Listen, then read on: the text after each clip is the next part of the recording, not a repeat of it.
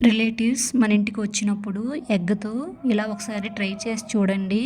సూపర్‌గా ఉంటుంది కర్రీ. వాళ్ళు ఖచ్చితంగా తినేసి ఆ రెసిపీని మీకు అడిగే వెళ్తారు. ముందుగా ఒక మిక్సీ జార్‌ని తీసుకొని అందులో ఉల్లిపాయల కప్పుడు, టమాటా కప్పుడు, 3 పచ్చిమిర్చిలు వేసి బాగా మిక్సీ చేసుకోండి మెత్తగా. ఇప్పుడు ఒక ప్యాన్ తీసుకొని అందులో ఆయిలు, ఎండుమిర్చి, కరివేపాకు, అల్లం వెల్లుల్లి పేస్టు, పోపు దినుసులు వేసి బాగా వేగినాక ఆ టమాటాని అందులో వేసుకోండి. అది వేగాక కొంచెం అందులో వాటర్ వేసుకోండి.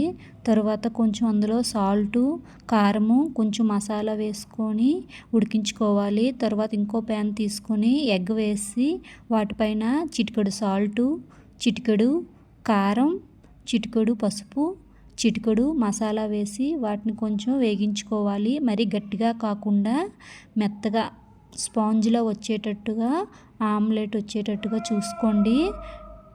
మీకు ఎంతమందికి అవసరమో అన్ని ఇలా ఆమ్లెట్లు వేసుకోండి. నేను చూపిస్తున్నాను చూడండి. అలా కొంచెం మెత్తగా రావాలి. ఆ వేసుకున్న ఆమ్లెట్లని మనం ఉడికించుకుంటున్నాం కదా, ఆ టమాటీలో చూడండి. మీకు రుచికి సరిపోకపోతే కొంచెం సాల్ట్ వేసుకోండి. అలానే వగరు లేకుండా కొంచెం బెల్లం వేసుకోండి. తయారు చేసుకున్న ఈ అట్లని అందులో వేసేయాలండి. మొత్తం ములిగేటట్టుగా వేసి కాసేపు టమాటా జ్యూస్ అనేది అట్లకి పీల్చుకుంటుంది. 5 మినిట్స్ తర్వాత ఆఫ్ చేసేయండి. మరిన్ని వీడియోస్ కోసం మన ఛానల్ని సబ్స్క్రైబ్ చేసుకోండి.